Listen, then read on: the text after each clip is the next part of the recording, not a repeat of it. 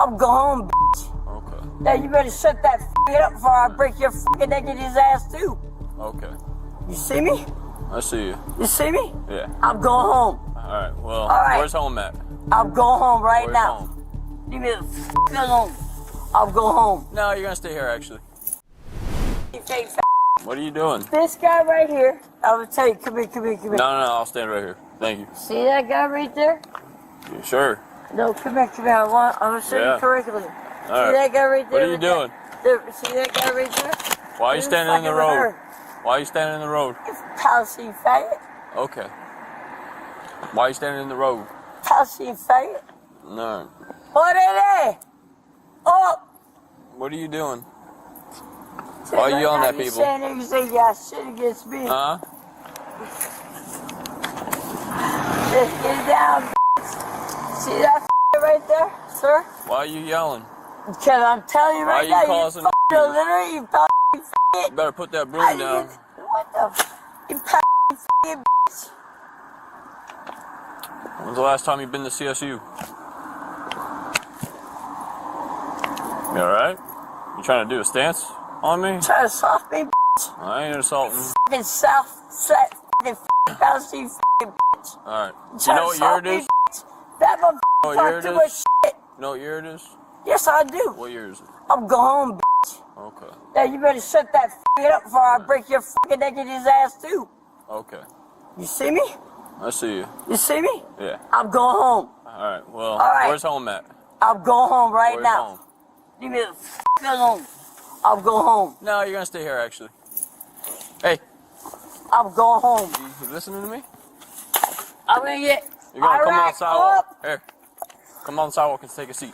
Get this faggot in that fella thing. Come sit on the sidewalk, take a seat. Biometrics up. Come on the sidewalk, take a seat. Because when saying nigga started taking the nigga in this take a seat. nigga soft ass pop.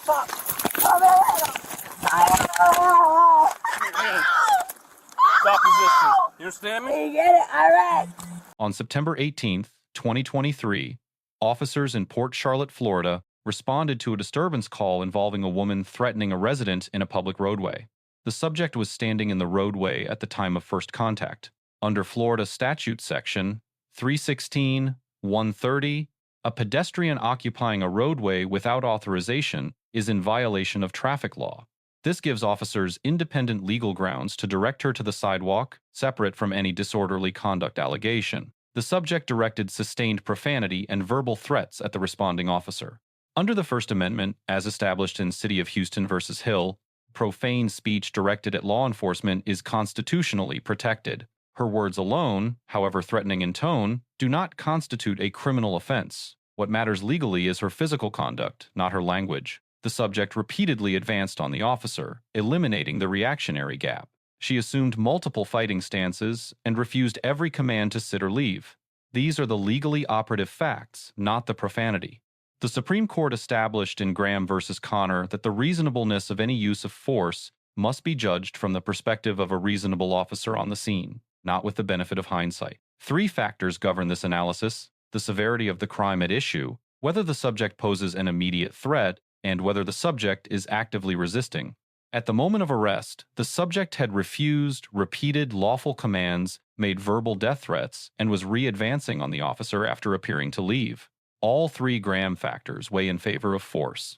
The takedown applied is classified as hard, empty-hand control on the use of force continuum. It is the appropriate escalation given a resistive subject who had eliminated the reactionary gap and had backup now present on scene. Reviewing the footage against the Graham standard, the force does not appear to exceed what a reasonable officer would consider necessary at that juncture. The takedown is fast, firm, and proportionate. Can you have those units step it up? Pretty. Fighting her right now. Come here, hand. Roll over on your stomach now. 334. Unit 1, emergency now. Reference star 1. Got on that. Get handcuffed.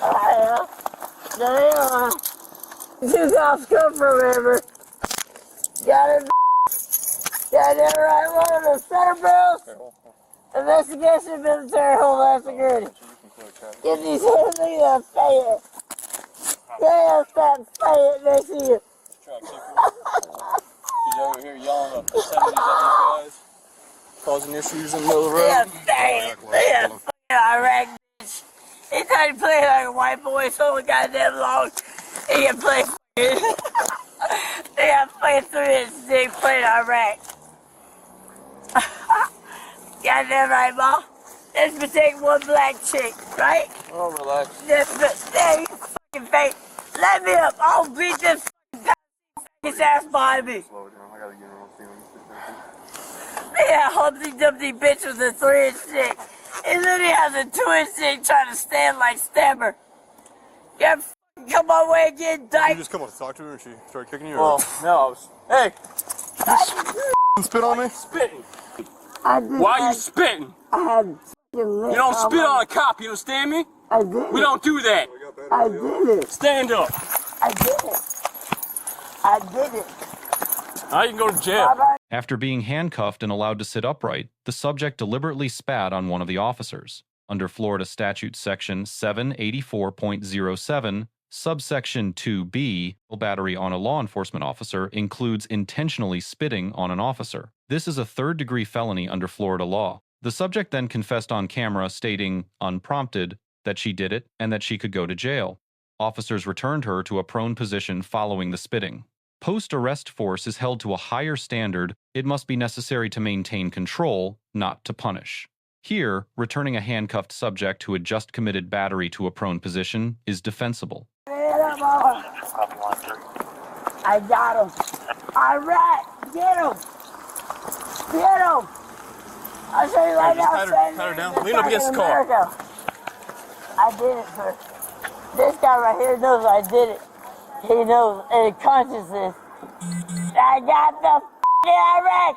I'll be the punker of America, bitch, to get every senator in this land. He's just a bitch. He tried to bully me. He's a pussy behind me. See that faggot behind me? He's a bouncy. Hey, Senator Bouncy, how do you get to be a faggot by that pretend to be a cop? But you do, sir. Don't look. I Keep never your head did. on that car, you understand me? It's a lit tech, called a lit tech top 2. I gotta get off my face. That's literally, that's it in my world. A lit tech top 2 lit get off. Select a female name. I know that. Neutral. Let's get off the stand. Keep your head down. Yes, ma'am. I say yes, ma'am, because you're a bitch. Alright. Come see me again, faggot. I love this 3-day date. You f***ing senators can't take a nigga down to my country. And more than you can take a white woman down, bitch. You know what I'm saying? Niggas out there can take a black chick down for one senator. Get up.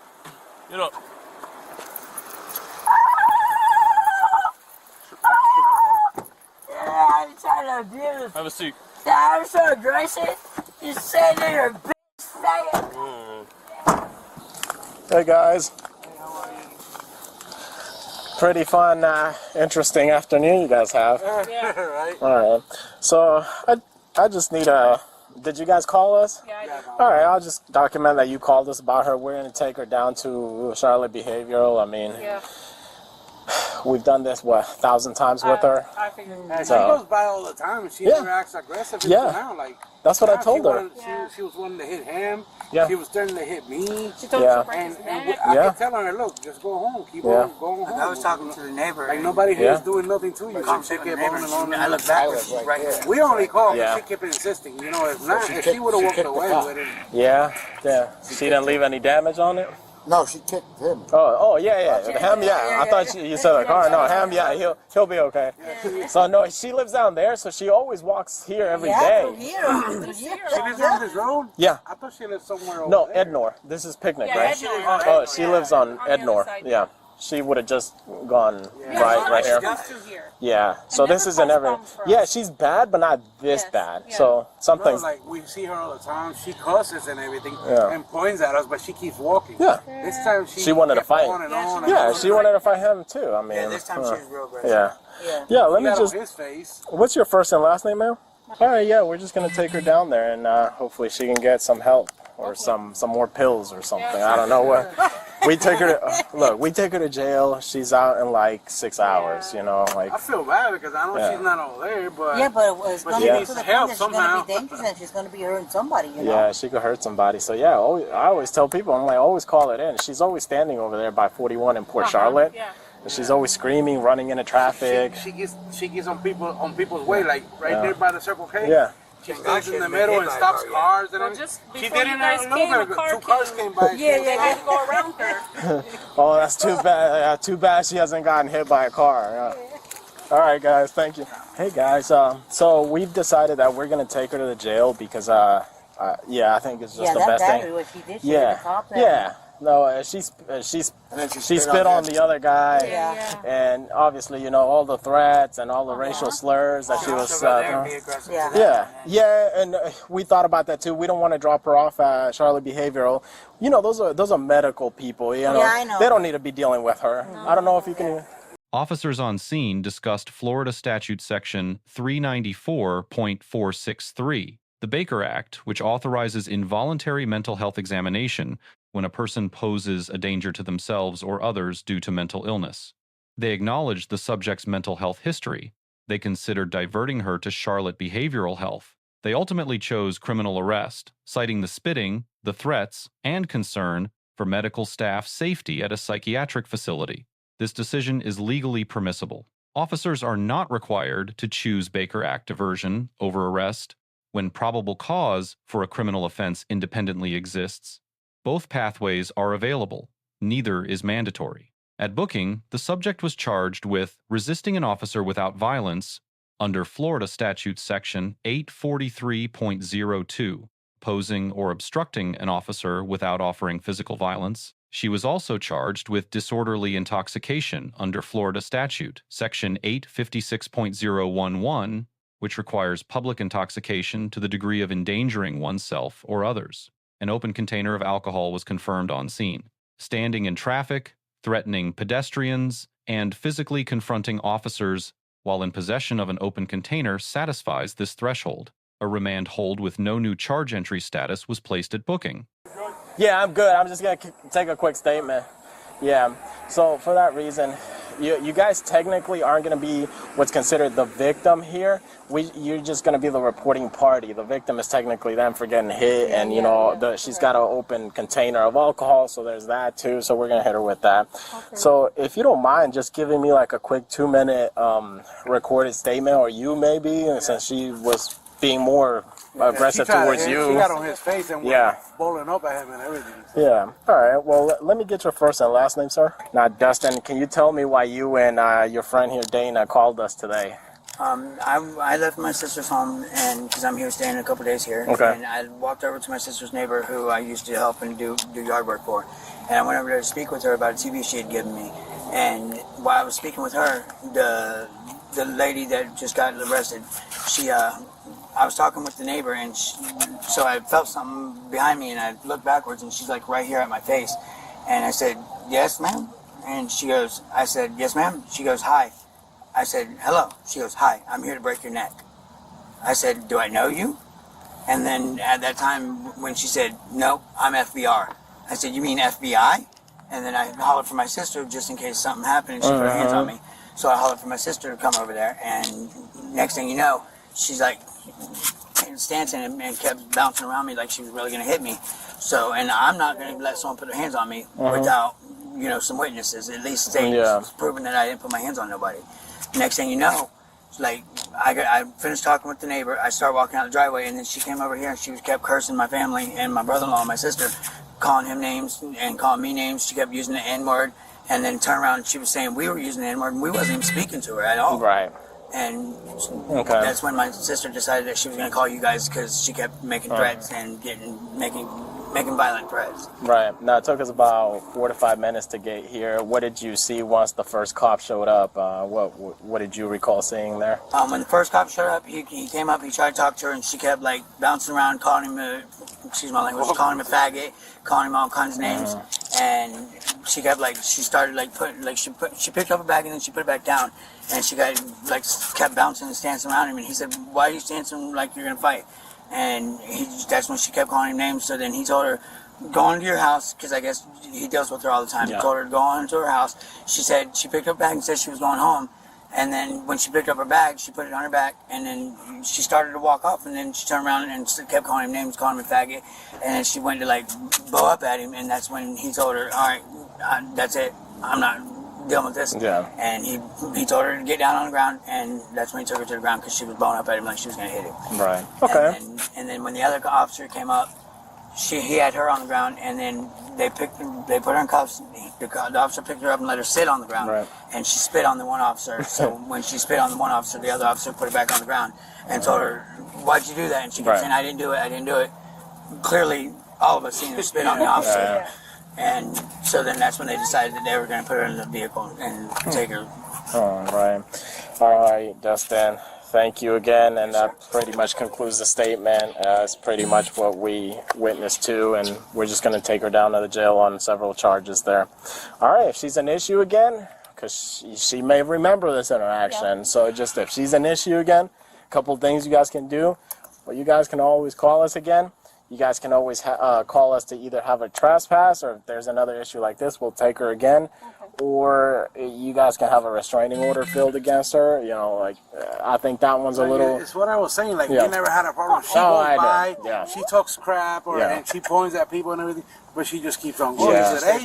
She insisted on wanting to hit somebody. Like. No, she does this every so often, so you're not the first, and you won't be the last, unfortunately, guys. All right, have a good night. The primary officer receives a B-.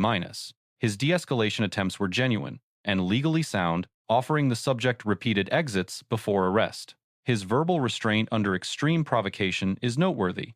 However, his tactical positioning placed him within striking distance of the subject before backup had arrived, reducing his options had she escalated to physical violence earlier. Moments of reactive language also fall below professional conduct standards. The backup officer receives a B. His arrival stabilized the scene. His takedown was controlled and proportionate. His response to the post-arrest spitting was legally defensible. His witness interview was thorough and organized. The grade does not reach B+ because neither officer documented a formal Baker Act assessment or articulated on camera the specific clinical reasons for rejection. Best practice requires that analysis to be recorded, not merely discussed. The subject is not graded. Grading presupposes the capacity for rational decision-making. The footage, disorganized speech, erratic movement, delusional statements, apparent intoxication, is consistent with an acute mental health episode. This does not eliminate her legal responsibility under Florida law, but it renders punitive grading analytically meaningless. The relevant question is systemic, not individual. 3 lessons emerge from this footage. First, verbal de-escalation has limits.